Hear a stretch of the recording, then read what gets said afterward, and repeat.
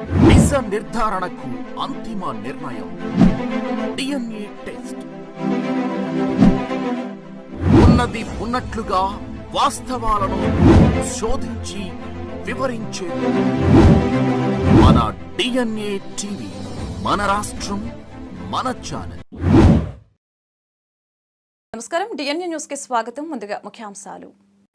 PM Awas Yojana పట్టణ పథకం కింద ఇంటి నిర్మాణానికి 4 లక్షలు, కేంద్రం వాటా 2.5 లక్షలు, రాష్ట్ర ప్రభుత్వాల వాటా 1.5 లక్షలు. అన్ని రాష్ట్ర ప్రభుత్వాలు తమ వాటా ఇవ్వాల్సిందేనన్న కేంద్రం. రెవెన్యూ శాఖపై సమీక్ష నిర్వహించిన ఏపీ ముఖ్యమంత్రి నారా చంద్రబాబు. గత వైసీపీ పాలనలో కొత్త సంస్కరణల పేరుతో అనేక అక్రమాలకు పాల్పడ్డారని ఆగ్రహం. పట్టాదారు పాసు పుస్తకం చూడగానే రైతులకి భరోసా కలిగేలా ఉండాలని అధికారుల్ని ఆదేశించిన చంద్రబాబు. గ్లోబల్ టైగర్స్ డే సందర్భంగా సమీక్ష నిర్వహించిన AP deputy CM Pawan Kalyan. రాష్ట్రంలో పులుల సంఖ్య పెంచేందుకు చర్యలు తీసుకోవాలన్న ఉప ముఖ్యమంత్రి. శ్రీశైలం, నాగార్జున సాగర్ మధ్య ఉన్న అభయారణ్యంలో పులుల సంరక్షణకు ప్రత్యేక చర్యలు తీసుకోవాలని అధికారులకి ఆదేశం. గోదావరి ముంపు ప్రాంతాలలో పర్యటించిన ఏపీ మంత్రులు. పునరావాస కేంద్రాలకు వెళ్లి బాధితుల్ని పరామర్శించి ప్రభుత్వ సహాయం అందుతున్న తీరును అడిగి తెలుసుకున్న వైనం. నిత్యావసర సరుకులతో పాటు తక్షణ సాయంగా ఒక్కో కుటుంబానికి 3,000 రూపాయల అందచేత. ప్రధానమంత్రి ఆవాస్ యోజన 2.0 పథకం కింద 2024-25 కాలంలో దేశవ్యాప్తంగా 3 కోట్ల ఇళ్లు నిర్మించాలని కేంద్ర ప్రభుత్వం లక్ష్యంగా నిర్దేశించుకుంది. ఆంధ్రప్రదేశ్ విషయానికి వస్తే మొత్తం 23 పట్టణాభివృద్ధి సంస్థలు ఉన్నాయి. ఈ పథకానికి అర్హులయ్యే వారు ఇంటి నిర్మాణానికి 4 లక్షల నగదుతో పాటు ఉపాధి హామీ పథకం కింద అదనంగా 30,000 మొత్తం అందనుంది. కాగా వైసీపీ ప్రభుత్వ హయాంలో ఈ పథకాన్ని ఆంధ్రప్రదేశ్లో సక్రమంగా అమలు చేయలేదని కేంద్రం విమర్శించిన విషయం తెలిసిందే. గత 5 ఏళ్లలో వైసీపీ సర్కార్ సంస్కరణల పేరుతో కొత్త చట్టాన్ని తెచ్చి అక్రమాలకి పాల్పడిన విధానంపై ఏపీ సీఎం చంద్రబాబు నేడు అధికారులతో చర్చించారు. భూ యజమానులకి ఇచ్చే పట్టాదారు పాస్ పుస్తకాలపై ప్రభుత్వ రాజముద్ర ఉండేలా చూసుకోవాలని చంద్రబాబు అధికారులకి సూచించారు. పట్టాదారు పాస్ పుస్తకం చూడగానే రైతులకి భరోసా కలిగేలా ఉండాలని ముఖ్యమంత్రి తెలియజేశారు. రెవెన్యూ శాఖపై ముఖ్యమంత్రి చంద్రబాబు నేడు సమీక్ష నిర్వహించారు. ఈ సమావేశంలో రెవెన్యూ శాఖలో పరిస్థితులు, మదనపల్లి ఫైల్స్ దగ్ధం ఘటన లాంటివి జరగకుండా తీసుకోవాల్సిన చర్యలపై అధికారులతో చంద్రబాబు చర్చించారు. అంతేకాకుండా పట్టాదారు పాసు పుస్తకాల పంపిణీపై సమావేశంలో ప్రస్తావించారు. భూ యజమానులకి ఇచ్చే పట్టాదారు పాసు పుస్తకాలపై ప్రభుత్వ రాజముద్ర ఉండేలా చూసుకోవాలని చంద్రబాబు అధికారులకి సూచించారు. పార్టీల రంగులు, నేతల ఫోటోలు ఉండకూడదని చంద్రబాబు స్పష్టం చేశారు. తాము రూపొందించిన పట్టాదారు పాసు పుస్తకం నమూనాను అధికారులు ముఖ్యమంత్రి దృష్టికి తీసుకువెళ్లారు. అందులో సీఎం కొన్ని సూచనలు చేశారు. పట్టాదారు పాసు పుస్తకం చూడగానే రైతులకి భరోసా కలిగేలా ఉండాలని ముఖ్యమంత్రి తెలిపారు. సంస్కరణల పేరుతో కొత్త చట్టాలను తెచ్చి అక్రమాలకు పాల్పడిన విధానంపై చర్చించారు. పెరిగిన భూ వివాదాల నేపథ్యంలో ప్రజలకి సమస్యలకి పరిష్కారం కోసం తీసుకురావాల్సిన చర్యలపై చర్చించారు. ల్యాండ్ గ్రాబింగ్ అరికట్టేలా కొత్త చట్టాలు తేవాల్సిన అవసరం ఉందా, ఎటువంటి కొత్త చట్టాలు తేవాలని అధికారులతో ముఖ్యమంత్రి చర్చించారు. రాష్ట్రంలో పులుల సంఖ్య పెంచేందుకు చర్యలు తీసుకోవాలని ఉప ముఖ్యమంత్రి పవన్ కళ్యాణ్ అధికారులను ఆదేశించారు. శ్రీశైలం, జలాశయం, నాగార్జున సాగర్ మధ్య ఉన్న అభయారణ్యంలో పులుల సంరక్షణకు ప్రత్యేక చర్యలు తీసుకోవాలని ఆయన చెప్పారు. నాగార్జున సాగర్, నల్లమల్ల అరణ్య ప్రాంతంలోని పులుల సంరక్షణ కోసం చేపడుతున్న కార్యక్రమాలపై మంగళగిరిలోని అరణ్య భవన్లో అధికారులతో సమీక్షించారు. బొబ్బిలి ఎమ్మెల్యే బేబీ నాయన తీసిన పులుల ఫోటోలను తిలకించారు. ఈ సందర్భంగా పవన్ కళ్యాణ్ మాట్లాడుతూ రాష్ట్రంలో పులుల సంఖ్య పెంచేందుకు చర్యలు తీసుకోవాలని అధికారుల్ని ఆదేశించారు. శ్రీశైలం, జలాశయం, నాగార్జున సాగర్ మధ్య ఉన్న అభయారణ్యంలో పులుల సంరక్షణ ప్రత్యేక చర్యలు తీసుకోవాలని చెప్పారు. ఎమ్మెల్యే అభిరుచిని పవన్ కొనియాడారు. ఒక్కో ఫోటో తీయడానికి ఎన్ని రోజులు పట్టింది, ఎలా తీశారు అనే అంశాలను అడిగి తెలుసుకున్నారు. That your success story, but nevertheless, thank you for still being a part of it. So I'd like to speak from my heart today. So I'm a great lover for environment, and that's the reason why I have taken this forest and environment department on purpose. Because as long as we hold this position, I want to give my best personally for whatever the requirements are there for particular this environment and forest department, and I'm deeply committed for that. First of all, I'd like to congratulate and acknowledge Honorable Prime Minister Modi's contribution to bring this MISTI program and mangrove initiative in shoreline habitat and tangible income. And almost 1,400 hectares had been the planning to save through this program, and which is this Mangrove Alliance for Climate Change is truly commendable. And I felt bad regarding, first of all, regarding mangrove in last government, what they had destroyed around 110 acres, which was under revenue department. I think they had given it for for housing, but very few people know the importance of mangrove. Anantram Garu said, it is the first line of defense. If any natural calamities come, it's the first line of defense, and it cannot be replaced by anything else. Through this occasion, I think we will make sure that it will reach out to as many people as we can, and definitely it will, I believe it will reach out to a few crores of people from today. And people are willing to walk that extra mile to protect environment, and I could see a lot of commitment in the next generation, and we will definitely will make it a part of it. When I had a meeting with Australian High Commission, so quite interestingly the topic came about mangroves. The Australian High Commission was sharing certain information about how they use drones to do this kind of work. And I'll also extend the invitation to you, to Honorable Chief Conservator of Forest, Sri Chiranjeevi Garu. They have invited me to come to Australia. Then I said I would like to make a part of my tour to visit their mangrove restoration areas. And if you could suggest one or two names, then definitely we can go and see, we can adopt those techniques and see what kind of betterment we can do it here. తీర ప్రాంత ecosystem ఆరోగ్యాన్ని కాపాడుకోవడానికి ఈ mangroves AP ముఖ్యమంత్రి చంద్రబాబు నాయుడు ఆదేశాల ప్రకారం 2 రోజులుగా వరద ప్రభావిత ప్రాంతాలను మంత్రులు పరిశీలించారు. పునరావాస కేంద్రాలకు వెళ్లి బాధితులతో మాట్లాడి ప్రభుత్వ సహాయం అందుతున్న తీరును అడిగి తెలుసుకున్నారు. నష్టపోయిన రైతుల నుంచి వివరాలు అడిగి తెలుసుకున్న మంత్రులు నిత్యావసర సరుకులతో పాటు తక్షణ సాయంగా కుటుంబానికి 3,000 చొప్పున అందజేశారు. గోదావరి పరివాహక ప్రాంతంలో బలహీనంగా ఉన్న ఏటిగట్లను గుర్తించి రక్షణ ఏర్పాటుకు చర్యలు తీసుకోవాలని అధికారులను ఆదేశించారు. ఇంతలోనే విపత్తు వచ్చింది. గోదావరి నది ఉప్పొంగింది. దానివల్ల అటు వెస్ట్ గోదావరి, ఈస్ట్ గోదావరిలో చాలా ప్రాంతాలు ముంపుకు గురయ్యాయి. చాలా గ్రామాలు ముంపుకు గురై ప్రజలు చాలా అవస్థలు పడుతున్నారు. మీరందరూ సజీవ సాక్షులు. గతంలో కూడా మీరు పనిచేశారు. గత 5 సంవత్సరాలు ఎప్పుడైనా ఒక విపత్తు వస్తే, ఎప్పుడైనా వరదలు వస్తే ముఖ్యమంత్రి ఎప్పుడైనా సరే రివ్యూ తీసుకొని అధికార యంత్రాంగానికి అలర్ట్ చేసినటువంటి రోజు ఒక్కటైనా ఉందా? ఆ రోజు 5 సంవత్సరాల్లో ఒక మంత్రి అయినా, ఒక అధికారి అయినా గ్రామాలకు వెళ్ళి పేదవాడికి పలకరించినటువంటి దాఖలాలు ఎక్కడైనా ఉందా? మొన్న ఎప్పుడైతే భారీ వర్షాలు వస్తాయి, గోదావరి నదికి విపరీతంగా వరద వస్తుందని తెలిస్తే మా విపత్తుల శాఖ మంత్రి శ్రీమతి అనిత గారు జూమ్లో కాన్ఫరెన్స్ తీసుకొని కలెక్టర్లకు అలర్ట్ చేశారు. ఏవైతే ముంపు ప్రాంతాలు ఉన్నాయో, ముంపు మండలాలు ఉన్నాయో అధికార యంత్రాంగానికి అప్రమత్తం చేసి ఏ ఒక్క ప్రాణ నష్టం జరగకూడదు, వారందరికీ సురక్షిత ప్రాంతాలకి తరలించడమే కాదు, మీరు చూశారు గతంలో వరదొస్తే తరలించి వారికి బస్తాల్లాగా ఒక స్కూల్లోనో కొట్లోనో పెట్టేయడమే తప్ప ప్రభుత్వాలు చూడక ఆర్తనాదాలు విన్నాం. మాకు భోజనం అందడం లేదు, పిల్లలకు పాలు అందడం లేదు, సకాలంలో నీళ్లు లేవు, టాయిలెట్స్ లేవని. ఈ 5 రోజుల్లో ఎక్కడైనా ఒక వార్త వచ్చిందా? భోజనాలు పెట్టాం, పిల్లలకు పాలు ఇచ్చాం, వాటర్ ఇచ్చాం, వాళ్ళు మళ్ళీ నార్మల్ గా వచ్చి ఇంటికి వెళ్లేసరికి వైసీపీ నాయకుడు పెద్దిరెడ్డి, ఆయన వారసుడు మిథున్ రెడ్డిపై టీడీపీ సీనియర్ నాయకులు మాజీ ఎమ్మెల్సీ బుద్దా వెంకన్న సంచలన వ్యాఖ్యలు చేశారు. చిత్తూరు వీరప్పన్, పెద్దిరెడ్డి, ఆయన వారసుడు మిథున్ రెడ్డిని ఈడీ కేసులు పెట్టి వారి ఆస్తులను జప్తు చేయాలని డిమాండ్ చేశారు. పెద్దిరెడ్డి అండ్ కో అరాచకాలు అన్ని ఇన్ని కాదని వ్యాఖ్యానించారు. సోమవారం మాజీ ఎమ్మెల్సీ టీడీపీ నాయకులు బుద్దా వెంకన్న తన కార్యాలయంలో మీడియాతో మాట్లాడారు. ఈ సందర్భంగా ఆయన మాట్లాడుతూ 5 ఏళ్ల జగన్ పాలనలో పెద్దిరెడ్డి, మిథున్ రెడ్డి, వారి అనుచరులు చేసిన అరాచకాలు అన్ని ఇన్ని కాదని, పెద్దిరెడ్డి అరాచకం ఒక్క పొంగనూరు మాత్రమే కాదు చిత్తూరు జిల్లా మొత్తం వ్యాపించిందని తెలిపారు.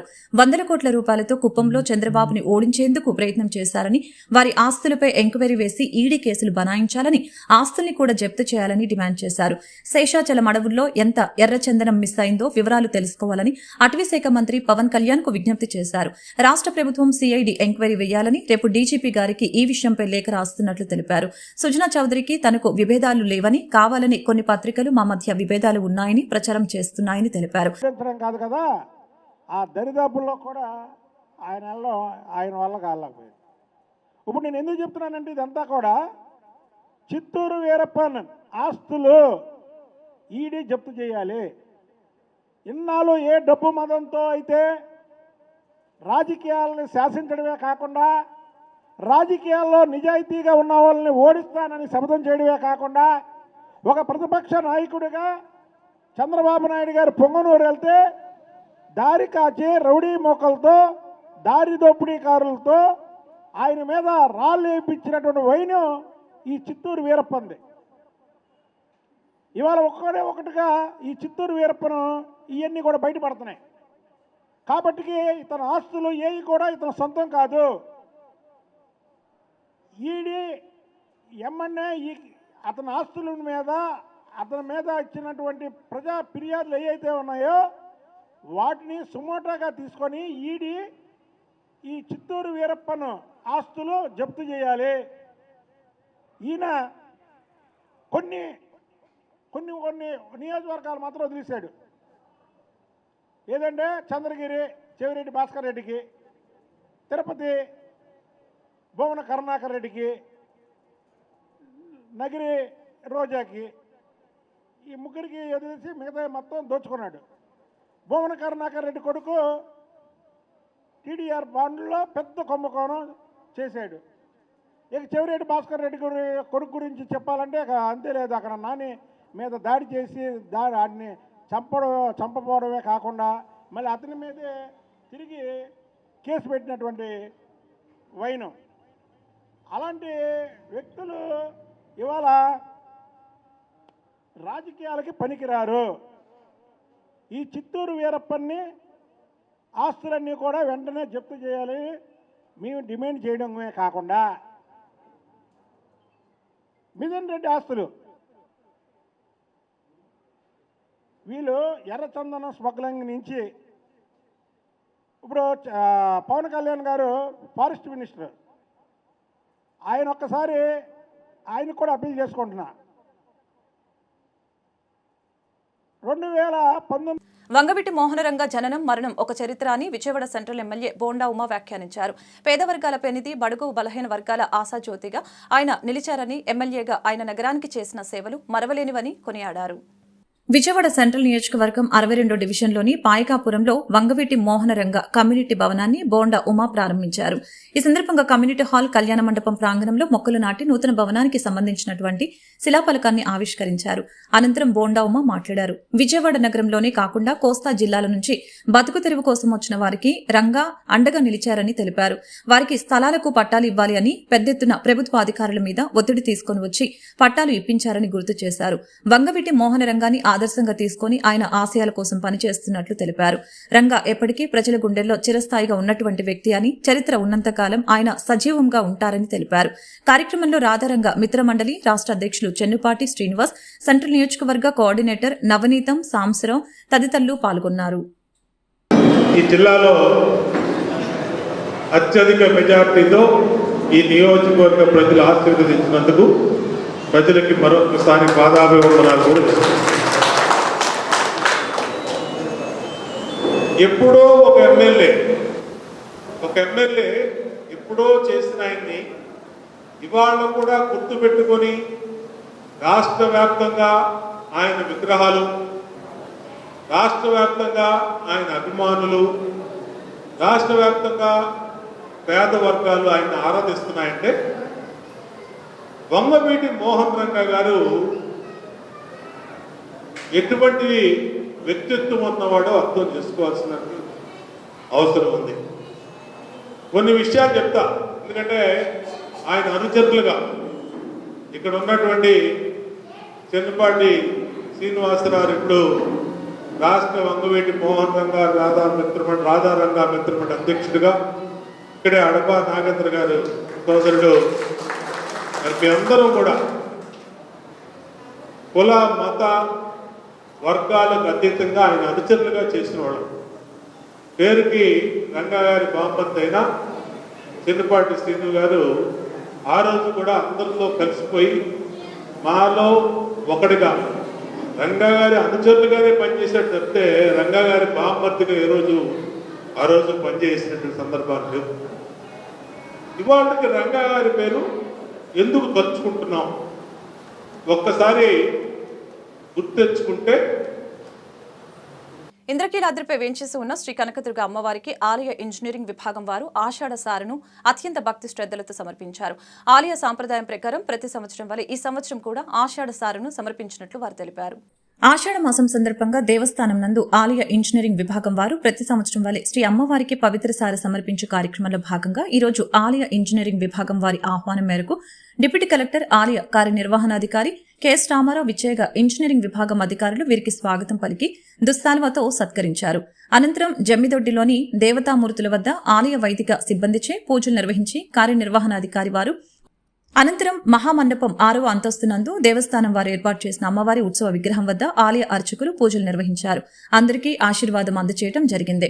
ఈ కార్యక్రమంలో ఆలయ స్థానాచార్యులు విష్ణుభట్ల శివప్రసాద శర్మ, ఉప కార్యనిర్వహణాధికారి లీలాకుమార్, కార్యనిర్వహణ ఇంజనీర్ లింగం రమాదేవి, డిఈలు కోటేశ్వరరావు, రవీంద్రనాథ్ ఠాకూర్, ఏఈలు బొప్పన అశోక్ కుమార్, సిహెచ్ సునీల్, మస్తానయ్య, మాదాల విజయకృష్ణలు, ఏఈఓలు P Chandrasekhar, P Sudharani, N Ramesh, Jangam Srinivas, వైదిక సిబ్బంది, కాంట్రాక్టర్లు మరియు ఇతరులు పాల్గొన్నారు.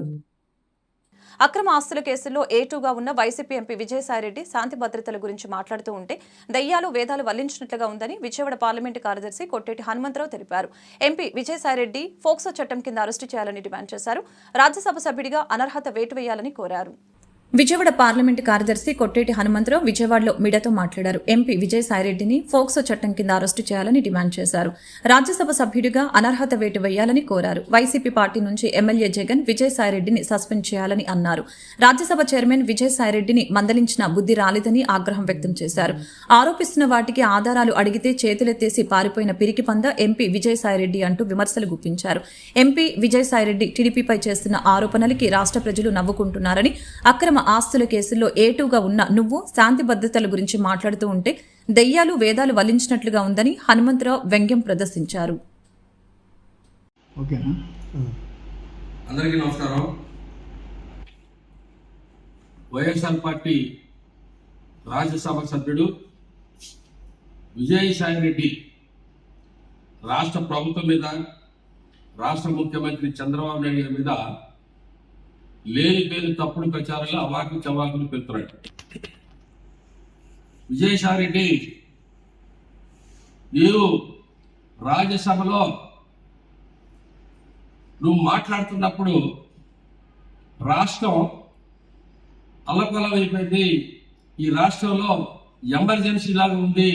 రాష్ట్రంలో 36 హత్యలు, 500 భూదందాలు, 1050 మంది మహిళల అత్యాచారాలు, దాదాపు 400 ఆస్తులు ధ్వంసం, 700 మంది వైఎస్ఆర్ పార్టీ కార్యకర్తలుగా నాయకుల మీద అక్రమ కేసులు పెట్టి రాష్ట్రాన్ని భయభ్రాంతులు చేస్తారని చెప్పేసి తప్పుడు మాటలు మాట్లాడుతున్నారు రాజ్యసభలో.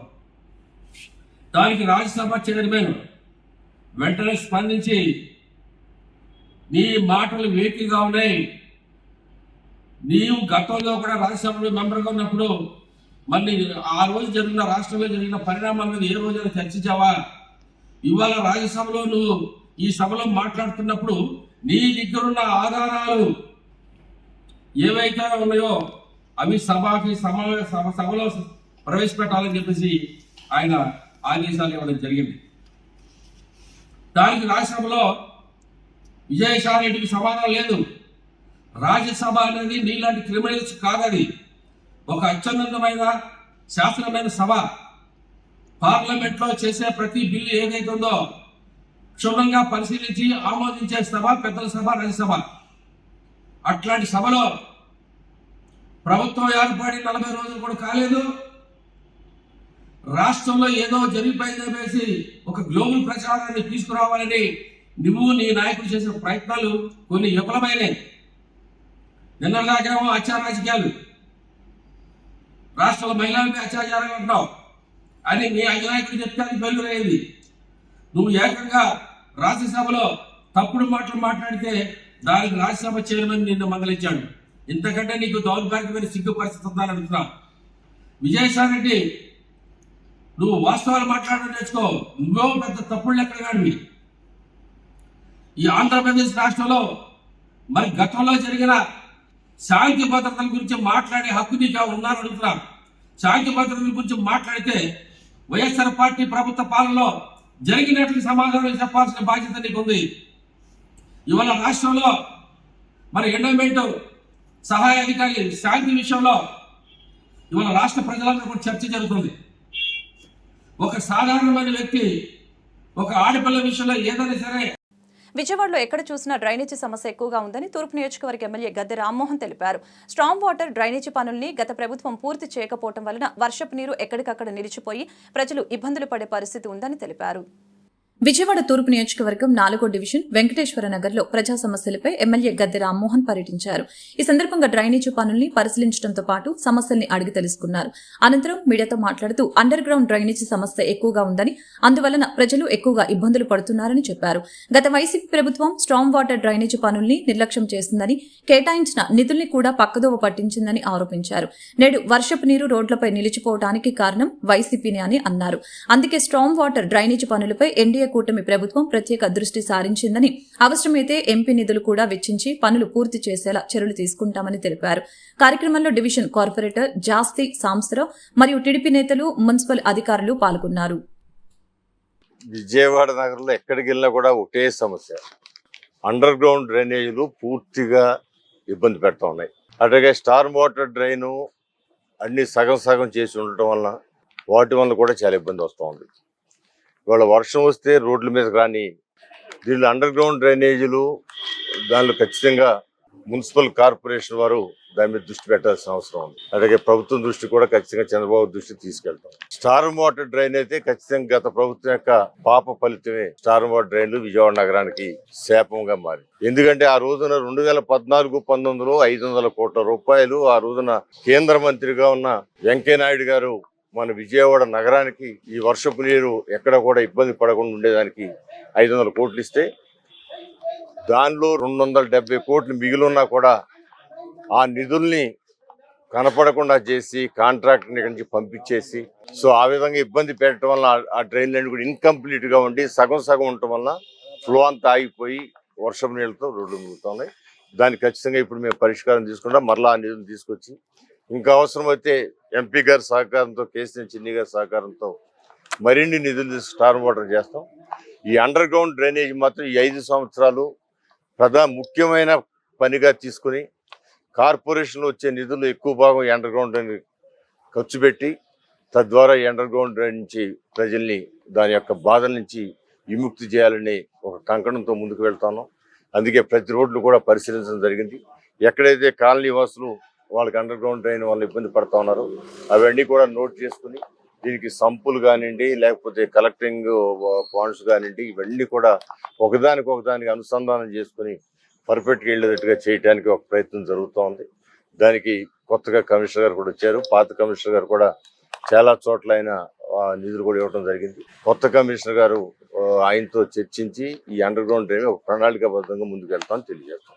సర్వలోకాలను చల్లగా చూసి అమ్మవారికి సార సమర్పించడం ద్వారా సత్సంతానం, శాంతి, ఆయురారోగ్యాలు, అష్టైశ్వర్యాలు వర్తిస్తాయని శ్రీ విజయదుర్గ రామలింగేశ్వర స్వామి దేవస్థానం ప్రధాన అర్చకులు చింతలపాటి సుబ్రహ్మణ్య శాస్త్రి ప్రకటించారు.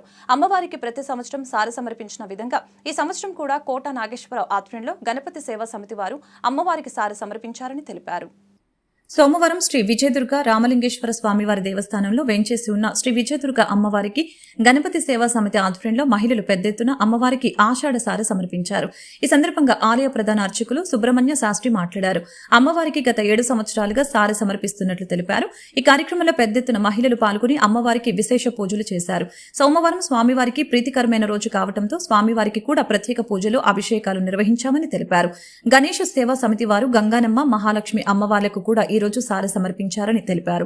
గాజుల విజయలక్ష్మి మాట్లాడుతూ గణేష్ సేవా సమితి ఆధ్వర్యంలో ఆషాఢ మాసంలో చిట్టినగర్ ప్రాంతంలో ఉన్న అమ్మవార్లకు సార సమర్పిస్తామని తెలిపారు. కార్యక్రమానికి పెద్ద ఎత్తున మహిళలు పాల్గొన్నారని తెలిపారు. అనంతరం స్వామివారి అన్నప్రసాద వితరణ జరిగింది. విజ్ఞప్తి, ఈరోజు మన దేవాలయంలో శ్రీ కోడానాగేశ్వరరావు గారి వీధిలో వేయించేసినటువంటి భక్త సమాజంతో శ్రీ అమ్మవారికి, అలాగే ఈ కొండ చివర ఉన్నటువంటి సత్యమ్మదలికి, గంగానమ్మ దేవతకి, మన విజయదుర్గ అమ్మవారికి, అట్లాగే చిట్టినగర్లో వేయించేసిన శ్రీ మహాలక్ష్మి అమ్మవారికి భక్తులతో సామూహికంగా ఈ రోజున అమ్మవారి యొక్క విశేషంగా భక్తులందరూ కూడా వారి వారి యొక్క దివ్య చేతులతో, విశేషంగా పూలతో విశేషంగా అమ్మవారికి ఇవాళ విశేషమైనటువంటి పూజా కార్యక్రమాలు చేయడమే కాకుండా అంతేకాకుండా అమ్మవారికి సంబర కార్యక్రమం చేశారు. అంతేకాకుండా అమ్మవారికి అట్లాగే విశేషంగా అభిషేక కార్యక్రమాలు, అమ్మవారికి సంబంధించిన సారా సమర్పించారు ఈ రోజున. అట్లాగే మన విజయదుర్గా రామలింగేశ్వర స్వామి వారికి ప్రాతకాలం నుంచి పంచామృతాభిషేకాలు విశేషంగా జరిగినాయి.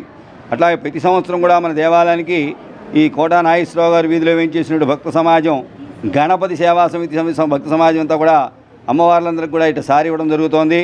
ఇది ప్రతి సంవత్సరం కూడా వేడుకగా జరుపుతున్నారు. ప్రతి సంవత్సరం కూడా పౌర్ణానికి జరిగేటువంటి కార్యక్రమం. కానీ అనివార్య కారణాల వల్ల వర్ష ప్రభావం చేత 4వ సోమవారానికి ఈ ఆషాఢ శుద్ధ బహుళ నవమి నాటికి ఈ కార్యక్రమాన్ని ఏర్పాటు చేయడం జరిగింది. భక్తులంతా కూడా విశేషంగా పాల్గొన్నారు. వాళ్ళందరికీ కూడా అమ్మవారి ఆశీస్సులు కలగడమే కాకుండా వారంతా కూడా సత్సంతానం, సౌభాగ్యము, ఆయురారోగ్యాలతో వర్ధిల్లాలని కోరుకుంటూ మన యొక్క దేవాలయంలో వేయించేసిన శ్రీ విజయదుర్గా అమ్మవారి అనుగ్రహం వాళ్ళందరూ కూడా కలగాలని కోరుకుంటూ అట్లాగే పరమేశ్వర అనుగ్రహంతో ప్రతి ఒక్కరు కూడా ఐశ్వర్యం, ఆరోగ్యం, పిల్లలకి సరస్వతి యోగం అట్లాగే పిల్లలందరూ కూడా దినదినాభివృద్ధి చెందుతూ ఉద్యోగాలు సాధిస్తూ అనేక రకాలుగా అభివృద్ధి చెందాలని కోరుకుంటూ మన దేవాలయంలో ఇటువంటి కార్యక్రమాలను కూడా 5-6 సంవత్సరాలు కూడా జరగడం జరుగుతున్నాయి. కావున భక్తులందరూ కూడా విశేషంగా అమ్మవారు దర్శించుకొని వేలాది మంది భక్తులు కార్యక్రమంలో పాల్గొన్నారు. అనంతరం అమ్మవారి యొక్క పూజా కార్యక్రమం ఇక్కడ మన అన్నసంతర్ప కార్యక్రమం జరుగుతోంది. భక్తులందరూ కూడా విరివిడిగా పాల్గొన్నారు. అట్లాగే మన ఆలయంలో ఇట్లాంటి విశేష కార్యక్రమాలు కూడా శ్రావణ మాసం నుంచి కూడా ఇంకా విశేష కార్యక్రమాలు కూడా జరుగుతాయి. కావున భక్తులందరూ కూడా అమ్మవారిని చూసి దర్శించి అమ్మవారి అనుగ్రహాన్ని పాత్రలుగా కోరుతున్నాం. మన ఆలయ ప్రధాన అర్చకుడిగా శ్రీ చంద్రబాడు వెంకట సుబ్రహ్మణ్య శాస్త్రి, నా సహాయ అర్చకుడిగా నాగపవన గారు, అట్లాగే మన కొడనాగేశ్వరరావు గారి వీధిలో వేయించేసినటువంటి గణపతి సేవా సంస్థ ఏర్పాటు చేసి అనేక అభివృద్ధి కార్యక్రమాలు చేస్తున్న శ్రీ కోట నాగేశ్వరరావు గారికి, అట్లాగే బండోదు మోహన్ గారికి ఈ అమ్మవారి అనుగ్రహాలు పరిపూర్ణంగా కలగాలని కోరుకుంటూ అట్లాగే ఆ యొక్క సేవా భక్త బృందందరికీ కూడా సత్సంతానం సౌభాగ్యం కలగాలని కోరుకుంటున్నాం. నమో భగవతే వాసుదేవాయ, హర నమదేవ, ఓం పరమేశ్వరాయ నమః. దృశ్యవేదిక నెలవారీ కార్యక్రమంలో భాగంగా హనుమంతరాయ గ్రంథాలయంలో లయ అభినయ కార్యక్రమం నిర్వహించారు. కామరాజు, విష్ణుమూర్తి శిష్యులు అదితాళంలో రూపొందించిన మృదంగాలయ విన్యాసాలు షణ్ముఖ విశ్వనాథు, మహేషు, శరవణ ప్రసాదు, విమలేషు, సీత, వైదేహి రంజకంగా వినిపించి ప్రేక్షకులు మెప్పు పొందారు. ఎన్నో అవార్డులు పొంది నృత్య రంగంలో తనకంటూ ఒక ప్రత్యేక స్థానాన్ని ఏర్పరచుకున్న కాకర్లపూడి శృతి పలు కీర్తనలు అద్భుతంగా నర్తించి ప్రేక్షకులను రంజింపచేశారు. బృంద నృత్యాలను లేఖ్యభారిణి శిష్యులు హృదయంగా ప్రదర్శించారు. తేజశ్రీ, ఆద్య, వేదశ్రీ, ఐశ్వర్య, దీక్ష, గాయత్రి, నిఖిల, జస్విత, హర్షవర్ధిని, వల్లి తదితరులు గణపతి తాళం, శారదాస్తుతి, కాలభైరవ అస్తకం, మాధవ పంచకం అంశాలను నర్తించారు. కార్యక్రమాన్ని బొర్రా నరేష్, కత్తి శ్యాంప్రసాద్, రమేష్, పద్మశ్రీలు నిర్వహించారు. వార్తలు ముగించే ముందు ముఖ్యాంశాలు మరొకసారి. పీఎం ఆవాస్ యోజన పట్టణ పథకం కింద ఇంటి నిర్మాణానికి 4 లక్షలు, కేంద్రం వాటా 2.5 లక్షలు, రాష్ట్ర ప్రభుత్వాల వాటా 1.5 లక్షలు. అన్ని రాష్ట్ర ప్రభుత్వాలు తమ వాటా ఇవ్వాల్సిందేనన్న కేంద్రం. రెవెన్యూ శాఖపై సమీక్ష నిర్వహించిన ఏపీ ముఖ్యమంత్రి నారా చంద్రబాబు. గత వైసీపీ పాలనలో కొత్త సంస్కరణల పేరుతో అనేక అక్రమాలకు పాల్పడ్డారని ఆగ్రహం. పట్టాదారు పాసపుస్తకం చూడగానే రైతులకి భరోసా కలిగేలా ఉండాలని అధికారుల్ని ఆదేశించిన చంద్రబాబు. గ్లోబల్ టైగర్స్ డే సందర్భంగా సమీక్ష నిర్వహించిన AP deputy CM Pawan Kalyan.